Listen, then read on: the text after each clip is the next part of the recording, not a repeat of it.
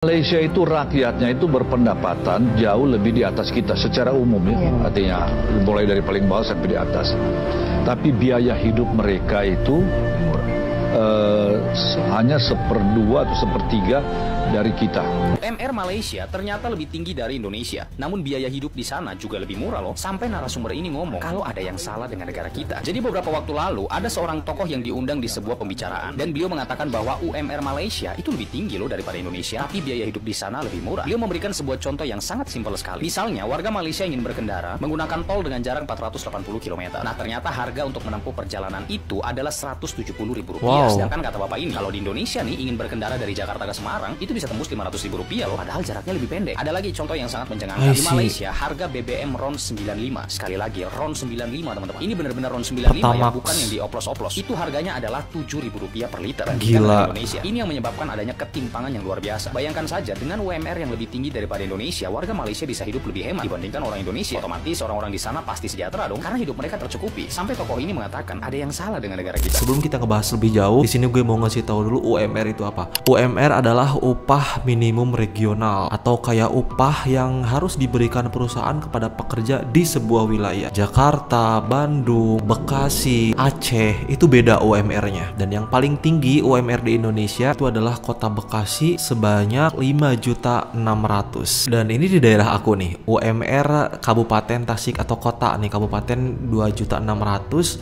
kota 2.800.000. Gaji segini jarang sekali berlaku. Meskipun udah ada peraturan UMR, upah minimum regional, jarang sekali menerima gaji sebesar ini. Pasti kurang, kebanyakannya kurang. Malaysia itu rakyatnya itu berpendapatan jauh lebih di atas kita secara umum ya. Artinya mulai dari paling bawah sampai di atas.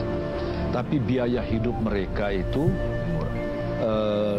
hanya 1/2 atau 1/3 dari kita. 1/2. Jalan tol yang panjang, saya drive sendiri, saya tahu 485 km, bayar uang rupiah ini kalau dirupiahkan 170.000. Di Malaysia. Ke Semarang hampir 500.000, lebih pendek 400 sekian.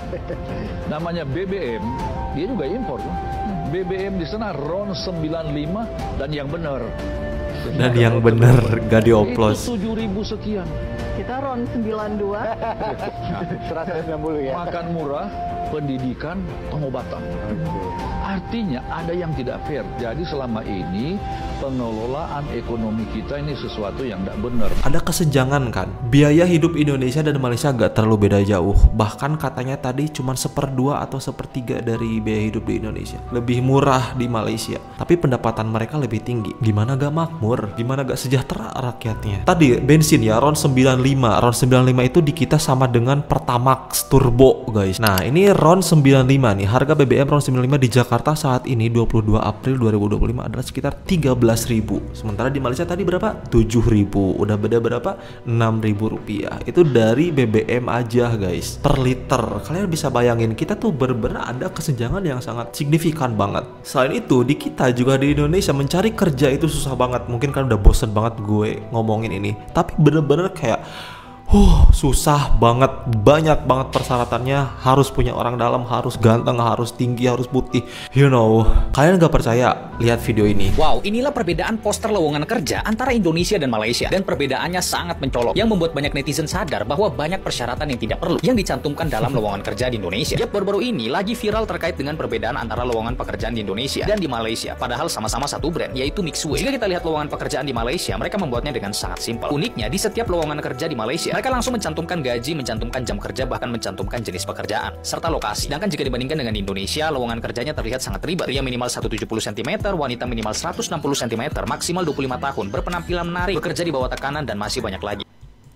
Gue gak tahu ini siapa yang buat peraturan ini. Ini sama-sama Mixu dan satu perusahaan tentunya kan. Dari sananya pasti sama peraturannya. Tapi diubah lagi di Indonesia dengan begitu sangat rumit banget. Wanita 160, maksimal 25 tahun, yang 26 gak bisa. Pendidikan minimal SMA, yang SMP gak bisa. Berpenampilan menarik, yang jelek gak bisa. Mampu bekerja di bawah tekanan nih. Jadi ditekan-tekan juga kita mampu gitu. Itu loh perbedaannya. Tidak ada info gaji, tidak ada info jam kerja yang dicantumkan. Bahkan posisi pekerjaan pun tidak dicantumkan. Hal inilah yang membuat banyak netizen heran. Bahkan sistem lamaran seperti ini berlaku untuk seluruh Indonesia. Banyak yang berharap bahwa Kementerian Ketenagakerjaan merombak sistem persyaratan lamaran kerja yang dikatakan menyulitkan masyarakat Indonesia. Itu udah baru satu permasalahan guys, soal masalah kerja.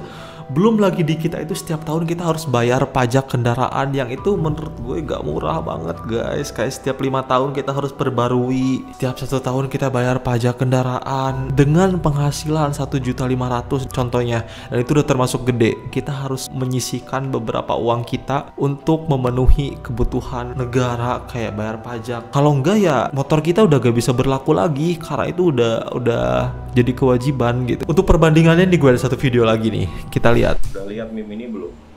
Pajak tahunan Avanza itu cuma 330.000 loh. Tidak ada perpanjang 5 tahunan, biaya balik nama cuma 7.000 dan gak ada mutasi daerah.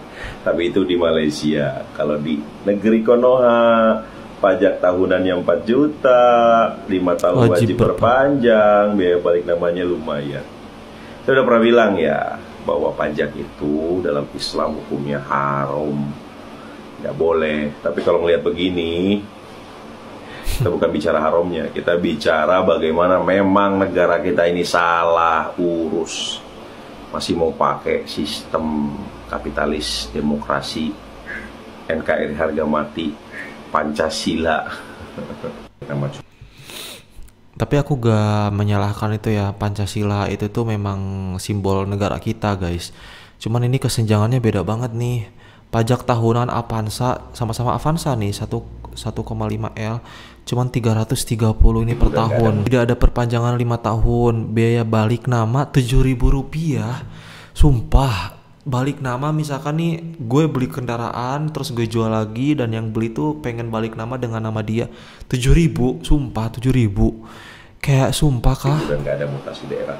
Tapi itu di Malaysia. Kalau di Indonesia nih pajak tahunan 4 juta, wajib perpanjangan 5 tahun, betul banget. Biaya balik nama itu pajak tahunannya 4 juta, 5 tahun wajib perpanjang. Biaya balik nama 300 sampai 500 ribu, itu menurut gue udah murah sih. Bahkan gue pernah lebih tahu. Gue pusing banget guys kalau ngebahas soal kayak ginian. Tapi ya mau gimana lagi, gue kadang mikir kapan sih gitu Indonesia bisa kayak negara lain minimal dalam proses merekrut kerja aja gitu. Kayak sesuaiin dengan galibnya orang-orang deh gitu. Please, ini mah please banget. Negara lain juga yang kayak ukuran negaranya gak terlalu besar, terus sumber dayanya juga gak terlalu banyak, bisa dong mensejahterakan rakyatnya. Please banget, ini mah please Indonesia, ayo sejahterakan kita para pekerja. Jadi ya gue cuma bisa berharap semoga suatu saat ada perbaikan, itu aja sih. Bosan kalian denger kan, tapi semoga aja gue berharap. Gue udah capek.